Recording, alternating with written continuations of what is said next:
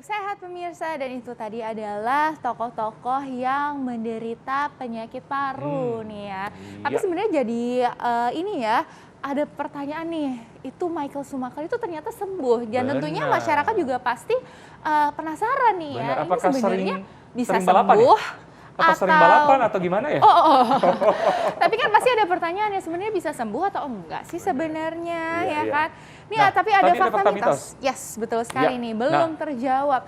Infeksi paru ini dapat terjadi akibat komplikasi diabetes. Ini fakta atau mitos, dokter?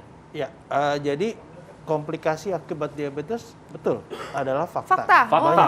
Ya, kasusnya juga banyak itu di situ banyak. Okay. Jadi karena kita tahu penyakit diabetes itu kita bilang the great ya, karena kalau orang terkena diabetes itu biasanya kan bahasa awamnya kadar gulanya tinggi banget. Nah, kadar gula yang tinggi tersebut dapat merusak organ paru. Itu dia. Itu yang menyebabkan terjadinya penurunan fungsi paru sehingga peradangan dan mengakibatkan parunya jadi rusak. Ya, jadi gampang terjadi ya karena penurunan fungsi paru tadi ya, dokter ya. Betul, jadi risiko infeksinya jadi lebih tinggi. Lebih tinggi.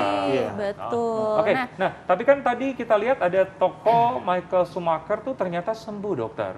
Nah, fakta mitos selanjutnya nih, dokter. Infeksi paru katanya dapat disembuhkan. Fakta atau mitos? Fakta. Karena kalau misalkan begini, penyakit paru yang paling gampang sampai berat. Kan ada gitu kan. Jadi bukan berarti orang penyakit paru itu sama dengan tamat, enggak ya.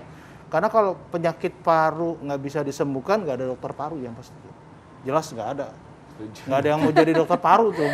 Karena kenapa? Jadi bunuh diri jadi ya kan, nggak mungkin. Jadi itu kan sebagai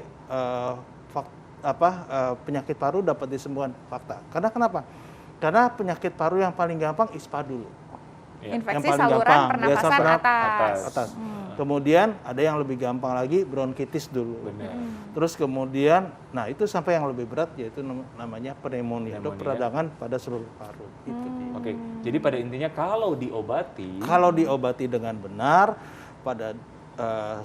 dengan tepat gitu kan, itu juga bisa sembuh. Tepat waktu juga ya, dok ya. Iya, betul sekali ini ya. Jadi memang bisa disembuhkan, apalagi tadi udah disebutkan ya, infeksi paru ya memang karena mikroorganisme. Kalau mikroorganismenya udah hilang ya sembuhlah gitu ya.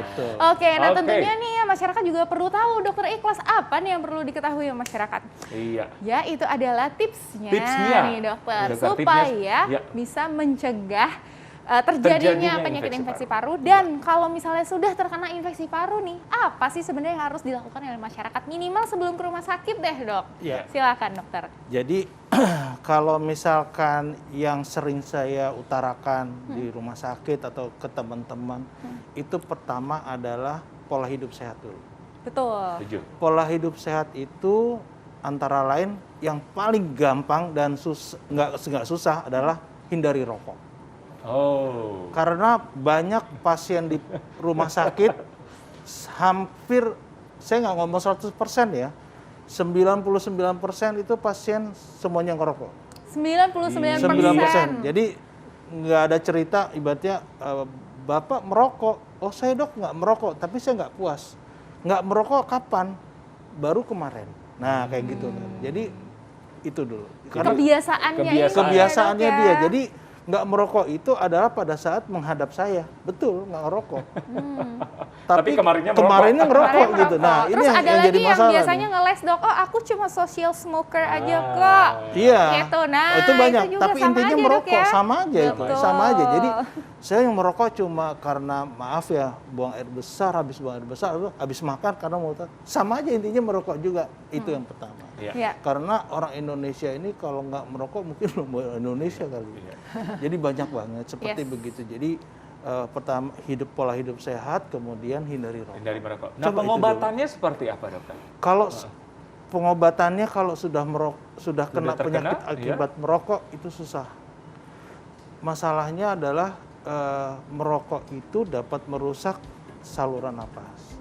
Saluran napas yang dirusak adalah kalau kita ngeliat ada silianya. Silia itu kayak bulu-bulu getarnya yang untuk menyaring kuman yang masuk ke dalam dalam saluran napas. Yes.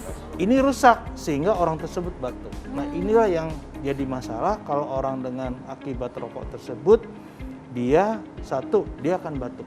Karena kenapa? Silianya nggak ada. Kedua, gampang masuk infeksi-infeksi yang lain. Oke. Nah, kalau pengobatan infeksi paru disesuaikan dengan penyebabnya. Dengan tadi, penyebabnya dokter, dulu. Penyebabnya. Ya, Jadi jadi benar-benar kalau harus misalkan dokter ya, Dok? Betul, kalau misalkan karena bakteri, kita menemukan bakteri, nanti harus kita antibiotik, Kasih bakteri antibiotik. gitu ya. Ya, kalau ada Virus, jamur ya ya kita anti pakai jamur, anti jamur, virus, antivirus, antivirus. parasit ya juga Ya, anti pada parasitnya. intinya bisa disebutkan. Yes, betul Oke, sekali. terima kasih dokter. Terima kasih Sama-sama. banyak, Informasinya dokter. sangat jelas. Sama-sama. Dan Semoga berakhir- bermanfaat Ya. untuk masyarakat semuanya dan jangan lupa Ya. selalu saksikan Hidup Sehat TV One tiap hari Senin sampai Jumat jam 9 pagi hanya di TV One. Saya Dr. Enita Saya Arlin. Dr. Eklas Indonesia. Hidup sehat. Bye bye.